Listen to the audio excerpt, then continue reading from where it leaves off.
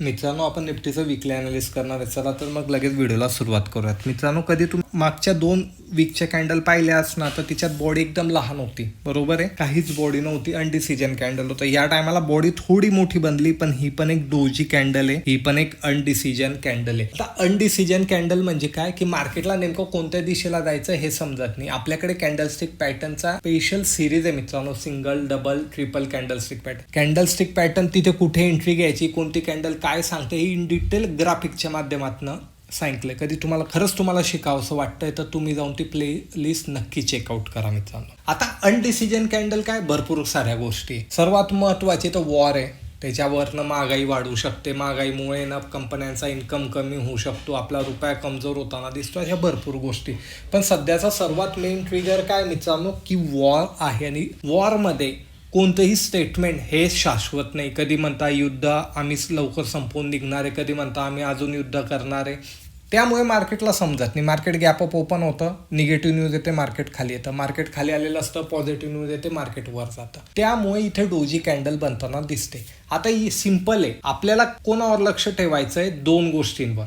पहिलं, India VIX कधी 15च्या पुढे म्हणजे मार्केटमध्ये भीतीचं वातावरण आहे आणि इथून मार्केट कोणत्याही साईडला फर्दर फॉल करू शकतो, हे लक्षात ठेवायचं. दुसरं, क्रूड म्हणजे ऑइलवर लक्ष ठेवायचं. जोपर्यंत ऑइल हाय 100च्या वर आहे तोपर्यंत कोणी कितीही पॉझिटिव्ह न्यूज सांगितली तरीही ती एवढी जास्ती इम्पॅक्ट देणार नाही. सेलिंग येण्याची दाट शक्यता. या 2 गोष्टींवरच आपल्याला लक्ष ठेवायचं आहे. आता तुम्ही म्हणणार एवढं निगेटिव्ह असताना गुरुवारी तरी मार्केट का वर गेलं, कारण आरबीआयने ना आपल्या रुपयाला मजबूत करण्यासाठी काही पावलं उचललेली होती. त्याचा इम्पॅक्ट आपल्याला रुपयामध्ये पण पाहायला मिळाला. रुपया आपल्याला त्या दिवशी मजबूत दिसला, त्याचाच इम्पॅक्टमुळे मार्केट आपल्याला वरती जाताना दिसतं. तर याच्यामुळे जास्ती खुश व्हायचं नाही. मी पहिल्यापासून सांगतोय, कमीत कमी 1 महिन्याच्या पहिले जवळपास 1.5-1 महिन्यापासून मी तुम्हाला सांगतोय की वरती आल्यावर आपल्याला सेलिंग करायची आणि आपल्या अटकलेल्या पोझिशनमध्ये आपल्याला निघायचं आहे. इथे जेव्हाही मार्केट वरच्या साईडला येईल तेव्हा आपल्याला सगळ्यात पहिले सेलिंगचीच पोझिशन शोधायची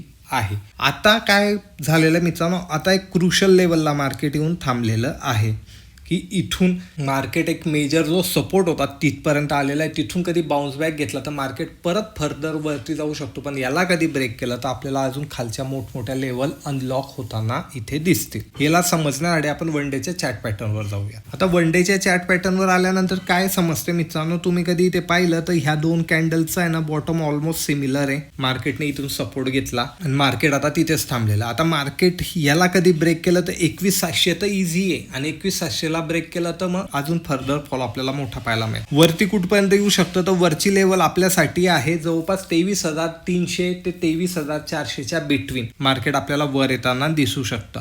आता जोपर्यंत वॉरच्या संदर्भात काही गोष्ट येत नाही तोपर्यंत मार्केट इथे काय करू शकतं, एक तर इथे साईडवेज होऊ शकतं. कारण आता कोणत्याही ट्विटवर किंवा कोणत्या याच्यावर मार्केट आता एवढी मोठी रिॲक्शन देत नाही, कारण मार्केटला आहे ना नवनवीन गोष्टींवर देतो. ते मार्केटला एक्सपेक्टेड नाही ना, तिच्यावर मार्केट रिॲक्ट देतं. पण मार्केटला एकदा समजलं की या गोष्टींचा इनपुट नाही तर मार्केट त्यावर रिॲक्शन देईल, पण इतकी मोठी रिॲक्शन देणार नाही, हे लक्षात ठेवायचं आहे. पॉझिटिव्ह न्यूज आली तर इथून मार्केट रिव्हर्सल होऊन ही लेवल ब्रेक केली तर आपण म्हणू शकतो की एक रिव्हर्सल आपल्याला पाहायला मिळतंय. आणि ही लेवल कधी ब्रेक केली तर फर्दर फॉलसाठी आपल्याला रेडी व्हायचं आहे. म्हणजे सध्याच्या कंडिशनला काय आहे, 22,700 ते 23,300चा ही एक रेंज असेल की याच्यामध्ये मार्केट इथे टाइमपास करू शकतं.